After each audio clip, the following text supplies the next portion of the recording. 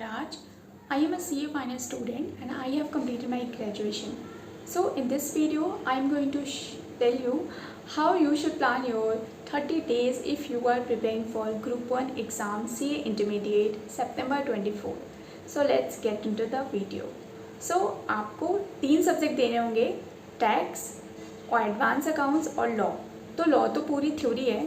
आप सुबह उठिए और 3-4 घंटे अपने एडवांस अकाउंट को दीजिए, क्योंकि मुझे ऐसा लगता है कि जब हम सोकर उठते हैं तो हम फ्रेश तो होते हैं लेकिन माइंड कहीं ना कहीं थोड़ा सा स्लीपी फील करता है जब तक हम बात ना ले लें.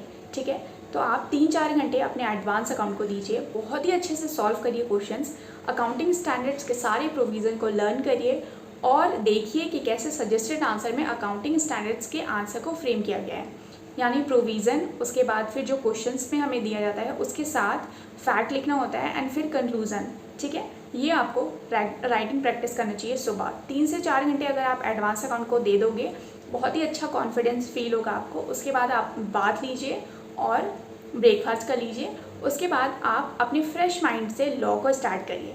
लॉ में हमें 2-3 घंटे पहले 2 घंटे तो हमें पूरा लर्न करना है, 3-4 चैप्टर रिवाइज करना है, जितना ज़्यादा हो सके रिवाइज करना है. उसके बाद हमें राइटिंग प्रैक्टिस देना है, राइटिंग प्रैक्टिस को भी टाइम देना है. अगर आप डेली 1 घंटे भी राइटिंग प्रैक्टिस कर लेते हैं तो 30 डेज़ में आप पूछो मत कि कितना अच्छा आपका लॉ हो जाएगा. I scored 71 marks in law. क्यों?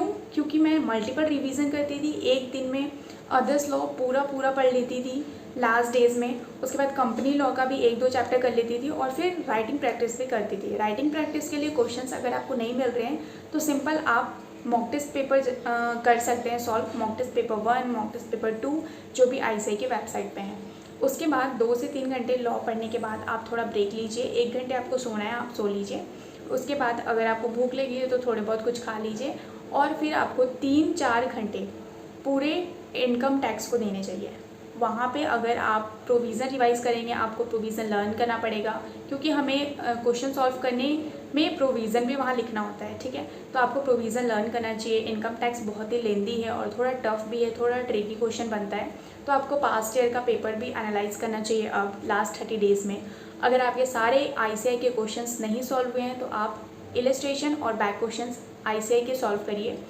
बहुत सफिशिएंट है मॉड्यूल ICAI का. अभी से आप डिसाइड कर लीजिए कि आपको एक ही मॉड्यूल से पढ़ना है, चाहे वो कोई भी मॉड्यूल हो, जिससे भी आप स्टार्टिंग से पढ़ रहे हैं बस उसी से पढ़िए. ठीक है, अभी लास्ट मोमेंट पे अपने स्टडी मटेरियल को सिर्फ मत करिएगा. ठीक है, उसके बाद आपको 3 से 4 घंटे DT को देना है, इनकम टैक्स को देना है.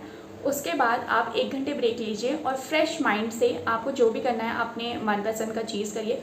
अगर आपको खेलना है खेल लीजिए, अपना किसी फ्रेंड से बात करना है कर लीजिए. ठीक है, सोना है तो सो लीजिए. 1 घंटे बाद अब आपको GST 3 घंटे पढ़ना है. GST में 3 घंटे पढ़नी क्यों बोल रही हूँ? क्योंकि एक तो सिलेबस बढ़ गया है पहले से.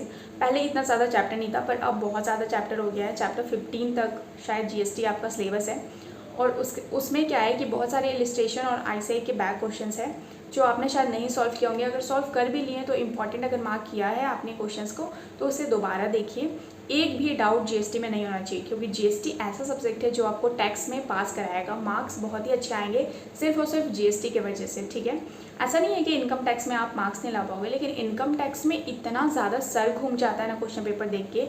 अगर आप TDS का सेक्शन, डिडक्शन और TDS पढ़ के जा रहे हैं तो वहाँ पे ऐसा क्वेश्चंस फ्रेम करके दे देंगे आपको कि आप कंफ्यूज हो जाओगे कि इसमें कौन सा परसेंटेज लगेगा.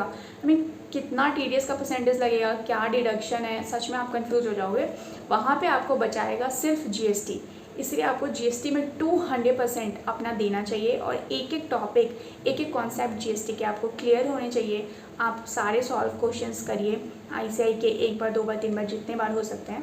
एंड अगर आपको और कुछ हेल्प चाहिए तो आप कमेंट सेक्शन में बोल सकते हैं. एंड अगर आपके ग्रुप 1 ही है सिर्फ तो आप आराम से पढ़िए और 30 डेज़ में अपना पूरा रिवीजन करिए. जो भी आपका सिलेबस कंप्लीट नहीं है तो पहले वो कर लीजिए फर्स्ट वीक में.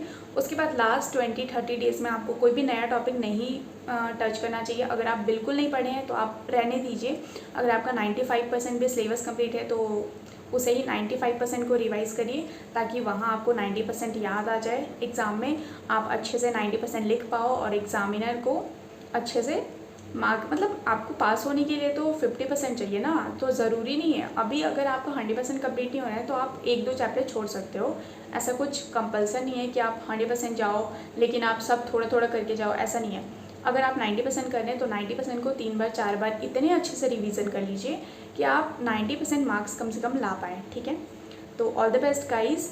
ये ग्रुप 1 के लिए था। अगर आपको ग्रुप 2 का भी अलग से चाहिए तो प्लीज़ डू कमेंट, और बोथ ग्रुप्स के लिए भी वीडियो अवेलेबल है। तो अगर आप बोथ ग्रुप्स वाले स्टूडेंट हैं तो बोथ ग्रुप का वीडियो अलग है, तो आप जाके देख सकते हैं। Thanks for watching, all the best.